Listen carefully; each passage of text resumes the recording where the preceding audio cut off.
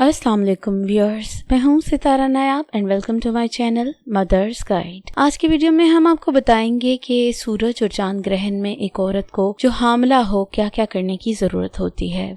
इस वीडियो में हम आपको साइंस के रेफरेंस से, इस्लाम के रेफरेंस से और जो मिथ्स या वहम बने हुए हैं उनके बारे में तमाम इन्फॉर्मेशन प्रोवाइड करेंगे। क्या आपने कभी ये सुना है कि सूरज या चांद ग्रहण के दौरान हामला औरत को बाहर नहीं जाना चाहिए, खाना नहीं खाना चाहिए या छुरी और कैंची इस्तेमाल नहीं करनी चाहिए? ऐसे कितनी बातें आज भी हमारे घरों में सुनाई देती हैं, लेकिन क्या ये सब हकीकत है? आज हम जानेंगे कि हमल में ग्रहण के बारे में मशहूर वहम क्या है, साइंस इसके बारे में क्या कहती है और इस्लाम हमें इस वक्त क्या सिखाता है। सबसे पहले हम वहमों की बात करेंगे। सदियों से ग्रहण के बारे में तरह तरह के अंदेशे फैलाए गए हैं, खास तौर पर हामला औरतों के लिए जो कि एशियन कंट्रीज में होती हैं। चंद अहम वहम ये हैं। सबसे पहले, ग्रहण बच्चे में नुक्स पैदा करता है। कहा जाता है कि औरत ग्रहण के दौरान अगर बाहर निकले तो बच्चा पैदाइशी नुक्स या कटे हुए होंठ के साथ पैदा होगा। हकीकत यह है कि पैदाइशी नुक्स जेनेटिकली होते हैं, माँ की ग़िज़ाई कमी या इन्फेक्शन की वजह से होते हैं, ग्रहण की वजह से कभी भी नहीं होते।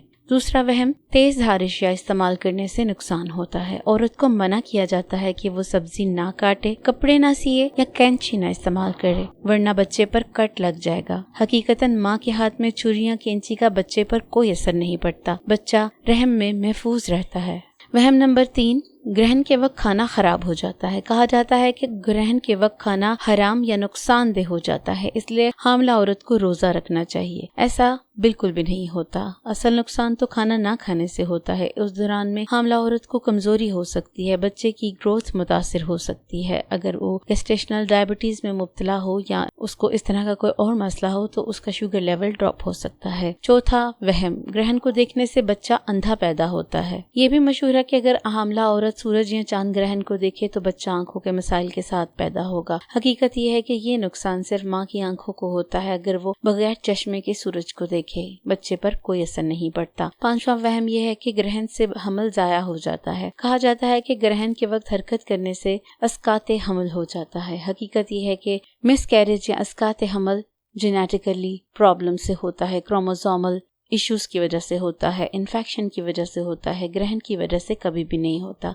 इसकी कोई भी साइंसी बुनियाद नहीं है। साइंस के मुताबिक ग्रहण के असरात। अब देखते हैं कि हकीकत में साइंस क्या कहती है। नंबर 1, कोई बराह रास्त असर नहीं। ग्रहण सिर्फ एक फलकियाती वाकया है। जब सूरज, चांद और जमीन एक सीध में आ जाते हैं, ये सिर्फ रोशनी और साया बदलते हैं। इंसानी जिस्म या हमल पर इसका कोई असर नहीं होता। दूसरा, हमल पर इसका कोई ताल्लुक नहीं। दुनिया भर में कोई तहकीक ऐसी नहीं हुई जिसमें ये साबित हुआ हो कि ग्रहण की वजह से हमल जाया हो गया है या बच्चे में नुक्स पैदा हुआ है। इसलिए एक्लिप्स का या ग्रहण का प्रेगनेंसी के साथ कोई रिलेशन नहीं होता। असल खतरा सिर्फ आंखों का है। अगर कोई शख्स बगैर खास चश्मे के सूरज ग्रहण को देखे तो उसकी आंखों को नुकसान हो सकता है, जिसे सोलर रेटिनोपैथी कहते हैं। लेकिन ये सिर्फ माँ की आंखों पर असरअंदाज होता है, बच्चे पर नहीं होता। अगर आप प्रेग्नेंट हैं और आपका बहुत दिल करता है कि मैं सूरज ग्रहण या चांद ग्रहण को देखूं, तो आपने एक बाउल में पानी लेना है और पानी में उस ग्रहण का रिफ्लेक्शन देखना है। ऐसे करने से आपकी आंखों पे असर नहीं होता। बिलवास्ता मसाइल, कुछ औरतें वहम की वजह से डर और घबराहट का शिकार हो जाती हैं, जिससे उनके जिस्म में परेशानी वाले हार्मोन्स पैदा होना शुरू हो जाते हैं, जिससे ज़हनी दबाव बढ़ जाता है। दूसरा, रोशनी कम होने की वजह से अगर वो बाहर चली जाए तो ठोकर लगने या गिरने का खदशा होता है। तो साइंस के तौर पर हमल या बच्चे पर कोई इसका असर नहीं होता। अब हम इस्लाम के नुक्ता नजर की बात करते हैं। अब देखते हैं कि इस्लाम हमें क्या सिखाता है। इस्लाम में ग्रहण को कोई बदशगुनी या नुकसानदेह चीज नहीं समझा जाता, बल्कि ये अल्लाह की कुदरत की निशानी है। सबसे पहले अल्लाह की निशानी। नबी करीम सल्लल्लाहु अलैहि वसल्लम ने फरमाया, सूरज और चांद अल्लाह की निशानियों में से 2 निशानियां हैं। ये किसी की मौत या जिंदगी की वजह से ग्रहण नहीं लगते। जब तुम इन्हें देखो तो नमाज पढ़ो, दुआ करो कि यहाँ तक कि ग्रहण खत्म हो जाए। रेफरेंस बुखारी मुस्लिम। नमाज, सूरज ग्रहण के वक्त नमाज कसूफ और चांद ग्रहण के वक्त नमाज खुसूफ अदा करना मसनून है। इससे इंसान के जहन में आता रहता है कि अल्लाह कितना बड़ा है और ये सारी चीजें अल्लाह की मातहत हैं।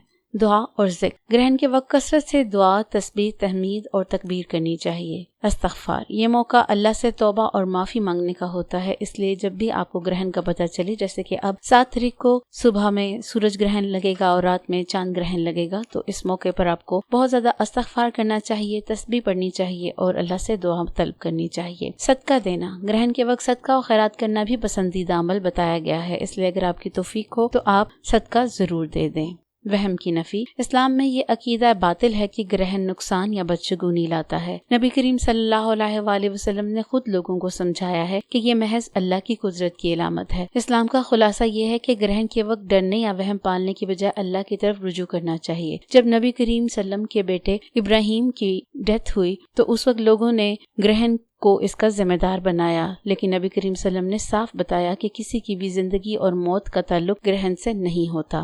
گرہن کے وقت حاملہ عورت پر لگائی جانے والی پابندیاں جیسے کھانا نہ کھانا، حرکت نہ کرنا، چیزیں نہ کاٹنا سب غلط ہیں۔ گرہن کا حمل پر کوئی اثر نہیں، اصل خطرہ آنکھوں کو ہے، اس کے لیے آپ اسپیشل جو اس کے گلاسز ہوتے ہیں وہ استعمال کریں، اور اللہ کی قدرت کی یہ نشانی ہے، اس لیے نماز، ذکر، صدقہ اور استغفار کریں اور سب تہمات کو رد کریں، کیونکہ اگر آپ اس کی انزائٹی لیں گی تو اس سے آپ کو نقصان ہو سکتا ہے۔ اگر آپ کو یہ ویڈیو پسند آئی ہے تو اس کو دوسری بہنوں کے ساتھ شیئر کریں جو پریگننٹ ہیں اور وہ یہ سمجھتی ہیں کہ شاید گرہن کا تعلق پریگننسی سے ہوتا ہے، تاکہ ان کا بھی فائدہ ہو سکے۔ شکریہ۔